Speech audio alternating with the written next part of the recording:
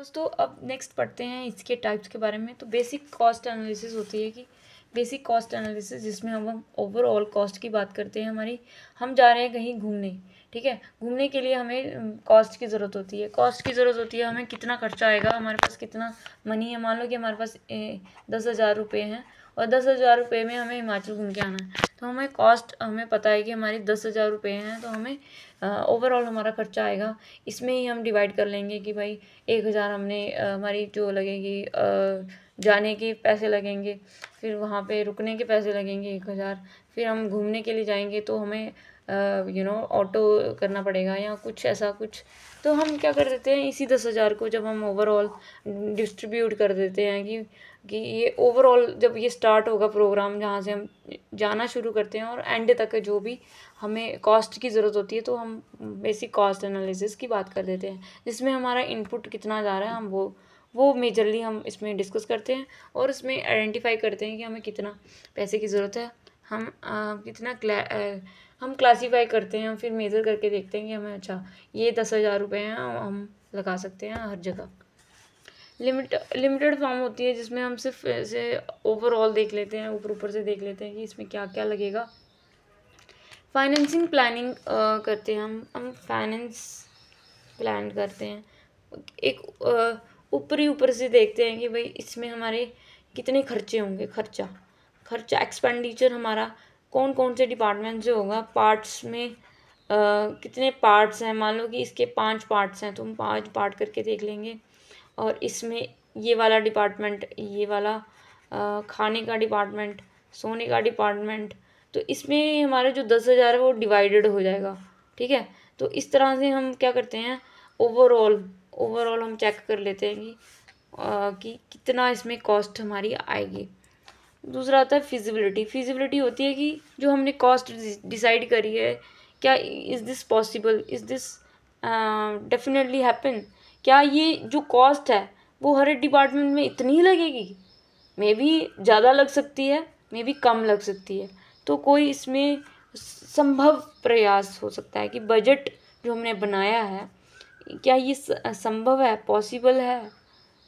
क्या ये कॉस्ट इतनी ही लगेगी। जब हम ऐसा एनालिसिस करते हैं तो हमें पता चलता है कि यहाँ पे कम पड़ रहा है, मतलब कुछ डिपार्टमेंट्स में कम पड़ रहा है, तो हम क्या कर लेते हैं, कुछ में कम ही ला लेते हैं, कुछ में ज़्यादा ला लेते हैं। तो फिजिबिलिटी होती है कि हम इकोनॉमी चेक करते हैं, इम्प्लीमेंट कर पाएंगे। तो बेसिक कॉस्ट एनालिसिस जो होती है वो सिचुएशन बेस्ड पे होती है। सिचुएशन मतलब कि ऑन द स्पॉट हमें कितने पैसे इसमें लग जाएंगे हमें पता ही नहीं है। इनपुट क्या है, इनपुट तो हो गया बेसिक कि हम ऐसे एस्टीमेट कह सकते हैं कि एस्टीमेट जब हम लगाना शुरू करते हैं तो हम बेसिक कॉस्ट एनालिसिस की बात करते हैं, या ओवरऑल हमारा कितना मनी लगेगा, पर हमें पता नहीं होता है ना कि किसमें कितने पैसे लग जाएंगे। तो हम इसमें फिजिबिलिटी चेक कर रहे हैं कि फिजिबिलिटी होती है कि भाई जो हम कॉस्ट लगा रहे हैं, जो हमने सोचा एस्टीमेट लगाया, वो वाकई में एक एनालिटिकली हम इसको सोचने की कोशिश करते हैं, एनालिसिस करते हैं ऑफ कॉस्ट को एनालाइज करते हैं कि जो हमने सोचा है उसको अगर हम सच में क्या रियल है, रियली हम लॉजिकली सोचते हैं। जब हम लॉजिकली हम कह सकते हैं कि क्या इज दिस पॉसिबल, तो उसको फिजिबिलिटी कहा जाता है। नेक्स्ट इसमें आती है कॉस्ट बेनिफिट होता है कि पैसे से संबंधित, कि जब हम पैसे से रिलेटेड बात करते हैं कि खर्चा किया था, ठीक है, तो जो हमने खर्चा किया 10,000 हमने पैसा लगाया, तो उसमें हमारा कितना हमें वापस मिला, रिटर्न हमें कितना आया। मॉनेटरी टर्म्स में बेनिफिट्स की बात की जाती है जब हम कॉस्ट को रिटर्न की बात करते हैं कि आउटपुट कितना जनरेट हुआ, आउटपुट कितना हमें जनरेट मिला, तो हम बोल देते हैं कि कॉस्ट बेनिफिट एनालिसिस। टाइम कितना लगा, इसमें हम टाइम रिसोर्सेज ज़्यादा से ज़्यादा बेनिफिट की बात करते हैं। हम क्या करते हैं कि एफिशिएंसी की बात करते हैं, हम मिनिमम रिसोर्सेज हम इसमें लगाएंगे हम एक टीचर से काम चला लेंगे, हर एक क्लास में एक ही टीचर पढ़ाएगा और वो भी 50 बच्चे होंगे, उसमें ही मिनिमम एक टीचर मिनिमम है और हम चाहते हैं कि सभी बच्चे पास हो जाएं। मिनिमम रिसोर्सेज का यूज़ करेंगे और आउटपुट हम जनरेट करना चाहते हैं मैक्सिमम। वही बात आ गई ना कि देख, एक व्यक्ति बिजनेस चला रहा है तो उसको जो वो प्रोडक्ट बेचेगा, ठीक है, वो प्रोडक्ट ज़्यादा पैसों में नहीं बेचेगा, जितना उसकी कॉस्ट आ रही है, उसकी ख़रीदने में जो कॉस्ट आई उससे वो डबल करके बेचेगा, है ना। तो उससे उसका जो रिटर्न आएगा, मतलब कि जो उसने कॉस्ट लगाई थी 10 रुपये की और वो जो बेच रहा है वो 50 का बेच रहा है, तो कहने का मतलब है कि उससे उसको 40 रुपये का जो है बेनिफिट हो रहा है। तो मतलब कहने का मतलब है कि एफिशिएंसी देखी जाती है यहाँ पे। जैसे मान लो कि एनालिसिस है रोड कंस्ट्रक्शन और एजुकेशन सेक्टर में। तो जैसे हम सोचते हैं कि अगर सरकार रोड कंस्ट्रक्शन में पैसा लगा रही है तो उससे क्या बेनिफिट जनरेट हो रहा है, और अगर एजुकेशन सेक्टर में पैसा लगा रही है तो उससे क्या बेनिफिट जनरेट हो रहा है। ऑब्वियसली रोड कंस्ट्रक्शन में रोड कंस्ट्रक्शन की भी ज़रूरत है, पर एजुकेशन सेक्टर में भी ज़रूरत है। ऑब्वियसली एजुकेशन सेक्टर में बच्चे को पता चलेगा कि क्या है क्या नहीं है, कितना हम ऐसा भी नहीं करेंगे कि रोड कंस्ट्रक्शन ही बंद कर देंगे, ऐसा नहीं होता है। हम क्या करेंगे, इसमें मिनिमम पैसा लगाएंगे और इसमें मैक्सिमम पैसा लगाएंगे, क्योंकि इसमें आउटपुट ज़्यादा की संभावना हमें देखने को मिलती है। तो एक तरीके से एक हम बिजनेस कर रहे हैं इसमें, ठीक है। इफ़ेक्टिवनेस हमें, अब इसमें आता है कॉस्ट इफ़ेक्टिवनेस। इफ़ेक्टिव मतलब कि क्या क्वालिटी निकल के आई है, क्वालिटी कितनी है इसमें। कि मान लो कि हमने पैसा लगाया 10 रुपये और इफ़ेक्टिवनेस मतलब कि जो प्रोडक्ट हमने बनाया, मान लो कि आइसक्रीम बनी थी आपकी, जो प्रोडक्ट जो आइसक्रीम का जो प्रोडक्शन किया गया वो 10 रुपये का किया गया और बेची कितनी गई की गई 40 रुपये ऐड करके, मतलब 50 की बेची गई, ठीक है।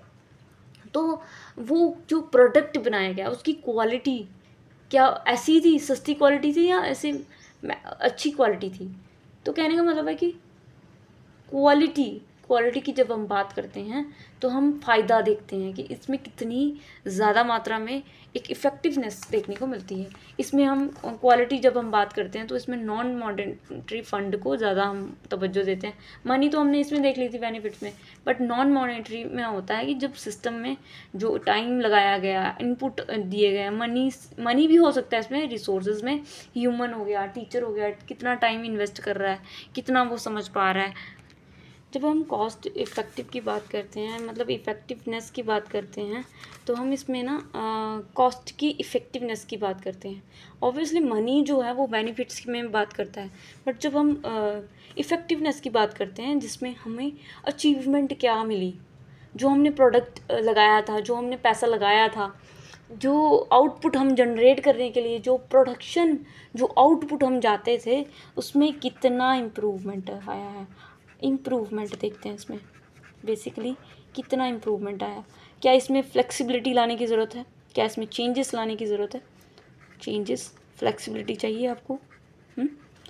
क्या जो हमने पैसा लगाया था उसमें हमें आउटपुट देखने को मिल रहा है, क्या बच्चा मैथ सीख पाया, क्या वो इक्वली कह सकते हैं कि भाई वो एक अच्छा बच्चे से पता चल जाता है कि भाई वो कितना आउटपुट जनरेट कर पा रहा है। तो फिर टीचर क्या करेगा, अगली बार उसको नोट डाउन कर लेगा, एनालिसिस करेगा, इसका मूल्यांकन करेगा। सिंगल क्राइटेरिया, स्पेलिंग गलत, सिंगल क्राइटेरिया पर फोकस होता है हमारा इफ़ेक्टिवनेस। इफ़ेक्टिवनेस जो होती है वो एक सिंगल फैक्टर पे बिलीव करता है, मतलब कि हम कोई भी डिपार्टमेंट में लगा रहे हैं, ठीक है, पैसा लगा रहे हैं, बट यहाँ पे ना एक व्यक्ति की एक पर्टिकुलर चीज़ पे फोकस किया जाता है। इफ़ेक्टिवनेस किसी एक इंडिविजुअल की देखी जा रही है। अगर टीचर पढ़ाने वाला है तो वो अगर गड़बड़ कर रहा है तो टीचर को सैलरी ज़्यादा दे देगा तो वो मोटिवेट हो जाएगा। तो मतलब अब इसमें क्या है, हम उसकी स्किल की बात कर रहे हैं। वैसे ही एक बच्चे को मैथ समझ में नहीं आ रहा था और टीचर ने क्या किया, उसमें एलोकेशन की, फंड किया या उसमें ऐड ऑन किया एक्टिविटीज़ की, तो इसमें देखने को मिल रहा है कि बच्चे को अब मैथ्स ईजिली आ पा रहा है, ईजिली वो इफ़ेक्टिवनेस देखने को मिल पा रही है। एक पर्टिकुलर बच्चे के ऊपर भी हो सकता है, एक पर्टिकुलर क्लास में भी हो सकता है, एक पर्टिकुलर टीचर के अंदर भी हो सकता है, एक अदर डिपार्टमेंट में भी हो सकता है, तो उसको कहते हैं सिंगल क्राइटेरिया के अंदर यूटिलाइजेशन करता है, तो उसको बोलते हैं कॉस्ट इफ़ेक्टिवनेस। अब यूटिलिटी जो होती है वो ओवरऑल की बात करती है, मतलब यूटिलिटी मतलब कि इस व्यक्ति में अगर हमने पैसा लगाया है तो हम वहाँ क्या कर रहे थे, एक इंडिविजुअल पे हम चेक कर रहे थे क्वालिटी या इफ़ेक्टिवनेस, बट यहाँ पे हम पूरे ही सिस्टम में देखेंगे कि पूरे ही जो एजुकेशन पूरा सिस्टम है उसमें कहाँ कहाँ गड़बड़ आ रही है, पूरा ओवरऑल। जैसे कि बेसिक कॉस्ट एनालिसिस में हम ओवरऑल की बात कर रहे थे, है ना, वैसे ही इसमें हम उसमें बजट की बात कर रहे थे, है ना, बजट की, बट यहाँ पे हम इफ़ेक्टिवनेस की बात करेंगे, वो भी ओवरऑल देखेंगे क्या है। अब इसमें इंटरनल एफिशिएंसी होती है कि भाई इसमें कितनी हमारी आउटपुट जनरेट हो रही है, एफिशिएंसी हुई है, वही आ गया सेम कि भाई आप कितना इसमें एक प्रोग्राम पे नहीं, इसमें सब प्रोग्राम की यूटिलिटी कितनी हो रही है उस पर फोकस किया जाता है। उसके अलावा फिर हमारा आता है करेक्टरिस्टिक्स इसी से बन जाती हैं कि जैसे कि हम जो कॉस्ट एनालिसिस कर रहे हैं वो हमारा क्या है, एक सिस्टमैटिक वे है। हम पहले ही कहीं पैसा नहीं लगा दे रहे हैं, हम क्या कर रहे हैं, पहले उसको एनालिसिस कर रहे हैं, सोच रहे हैं, समझ रहे हैं, देख रहे हैं, परख रहे हैं, प्रीवियस कंपेयर कर रहे हैं, है ना, क्लासीफाई कर रहे हैं, चीज़ों को पड़ताल कर रहे हैं, आइडेंटिफाई कर रहे हैं कि पहले ऐसा होता था, अब ऐसा होता है, अब आगे लगाएंगे तो ऐसा होगा, तो एनालिसिस कर रहे हैं। जब चीज़ों को तोड़ तोड़ के हम क्या कर रहे हैं, उसको समझने की कोशिश कर रहे हैं, तो कह रहे हैं कि जो कॉस्ट हमने सोची है कि यहाँ पे हमें इतने पैसे लगाने हैं, 10,000 रुपये हमें यहाँ इस प्रोग्राम में लगाना है, तो कॉस्ट को जब एनालिसिस कर रहे हैं कि कॉस्ट इस डिपार्टमेंट में इतनी पैसे जाएंगे, अच्छा इस डिपार्टमेंट में ज़रूरत नहीं है फिर भी हम इस डिपार्टमेंट में इतने पैसे दें, कहने का मतलब है कि इक्वालिटी तो होगी, इक्वल डिस्ट्रीब्यूशन तो होगा, बट इक्विटी बेस्ड, मतलब कि जहाँ पे नीड होगी, जहाँ पे नीड की ज़रूरत हो, मतलब कि ज़रूरत यहाँ पे होगी वहाँ पे हम क्या करेंगे, वहाँ पे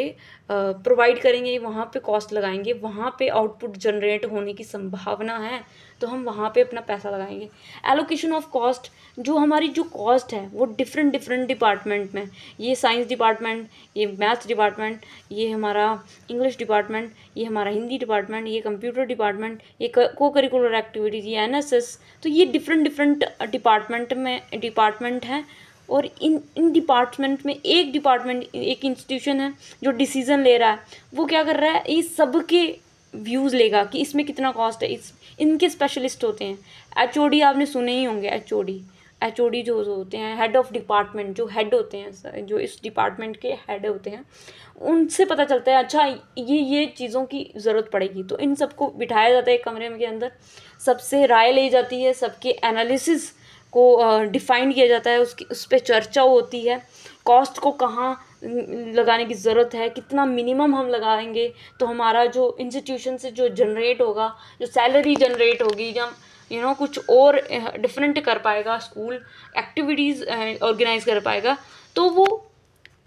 कॉस्ट की क्या कर रहे हैं, बिफोर एनालिसिस, मतलब कि पैसा लगाने से पहले हम क्या कर देते हैं, एक प्लान कर लेते हैं, एक सोचना शुरू करते हैं। जैसे हम एग्ज़ाम देने जाते हैं तो एग्ज़ाम से पहले हम क्या करते हैं, हमें 4 यूनिट कर रहे हैं, 4 यूनिट में से हम क्या करते हैं, डिवाइड कर लेते हैं, अच्छा इतने 2 घंटे में हम ये वाला यूनिट करेंगे, ये 2 घंटे में हम ये वाला यूनिट करेंगे, अच्छा इस यूनिट को 2 घंटे लगा रहे हैं तो इसमें से हमें कितना कौन कौन से इम्पॉर्टेंट क्वेश्चंस होंगे, अच्छा कौन से 3 मार्क्स के आएंगे, कौन से 12 मार्क्स के आएंगे, तो हम क्या कर रहे हैं, एनालिसिस कर रहे हैं, एक टुकड़ों में डिवाइड करके हम उसको एनालाइज कर रहे हैं, एनालिटिकली हम क्रिटिकली सोच रहे हैं उसके बारे में, प्रॉब्लम को सॉल्व करने में। कहते हैं कि जब हम सारे यूनिट को अच्छे से एनालिसिस करते हैं या समझने की कोशिश करते हैं या हम उसको समझ लेते हैं तो फिर हमें पता चलता है कि हम इतने मार्क्स जनरेट कर सकते हैं, इससे हमें इतने मार्क्स मिल जाएंगे या हम पास हो जाएंगे। तो अब इसमें रिसोर्सेज जो यूज़ होते हैं वो ह्यूमन होते हैं, एक ह्यूमन का टाइम, एनर्जी और कह सकते हैं कि भाई स्किल, तो फिज़िकल जैसे इंफ्रास्ट्रक्चर, अगर क्लासरूम में डिजिटल है तो वो बहुत सोने पे सुहागा है। टेक्नोलॉजी कितना यूज़ कर रहा है, टेक्निकली साउंड कितना है टीचर, तो वो सारे बेनिफिट्स हम देखते हैं, कितना हम इसमें यूटिलाइजेशन कर सकते हैं। Cost identify where should it distribute, ये हम क्या करते हैं, अपनी जो कॉस्ट हम लगाने वाले हैं, अगर हमारी 10,000 की जगह हम 9,000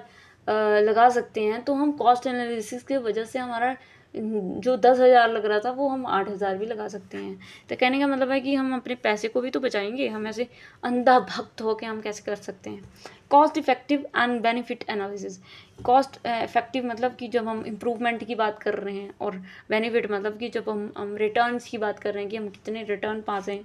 तो कंपेयर कॉस्ट करते हैं। हम क्या करते हैं, इम्प्रूवमेंट करते हैं। पिछले साल हमने इतने पैसे लगाए थे तो यहाँ पे आउटपुट जनरेट ही नहीं हुआ, तो हमने वहाँ पे पैसे फिर से लगाएंगे ही नहीं, या उसमें कुछ और फ्लेक्सिबिलिटी लाएंगे। फ्लेक्सिबिलिटी मतलब होता है चेंजेस, कि किसी भी सिस्टम में अगर कुछ चीज़ें सही नहीं हो रही हैं, अगर वैसा सिस्टम जैसे हमने सोचा था वैसा नहीं हो रहा है, तो हम क्या कर रहे हैं, सिचुएशन के बेसिस पे हम कंटिजेंसी फंड वहाँ पे लगाएंगे और क्या करेंगे, चेंजेस लाएंगे, क्या पता उससे इम्प्रूवमेंट आ जाए। हम डिफरेंट अप्रोचेस लेके चलते हैं, तो ये भी एक एजुकेशन इंस्टीट्यूशन की बात करता है। जैसे स्कूल में चेंजेस लाना, स्कूल में कुछ और ऐड ऑन कर सकते हैं। तो गाइस ये था हमारा कॉस्ट एनालिसिस, जो कि काफ़ी इम्पॉर्टेंट हो जाता है एज अ मैनेजमेंट। जब हम संभालते हैं, कोई मैनेजमेंट की बात करते हैं, तो मैनेजमेंट में ये सारी चीज़ें, कॉस्ट एनालिसिस क्या होता है, उसके टाइप्स क्या होते हैं, cost effective, cost benefit, cost utility, और इसके अलावा कॉस्ट फिजिबिलिटी क्या होती है, कॉस्ट बेसिक कॉस्ट एनालिसिस क्या होते हैं। फिर इसके बाद जो हमारी जो मीनिंग क्या है इसके, तो आप इजीली इसको 3 मार्क्स का कर सकते हो, और एक विद चार्ट बनाकर आप इसमें एक 4 चांद लगा सकते हो, चार्ट्स बना के, और इसमें थोड़ा इंट्रोडक्शन, थोड़ा ऐड ऑन कर सकते हो, तो आप ये क्वेश्चन इजीली कर पाओगे। तो कॉस्ट एनालिसिस आपको इजीली समझ में आया होगा मेरे कुछ इस पॉइंटर्स की वजह से। Thank you for analysis, thank you for waiting and listening this video.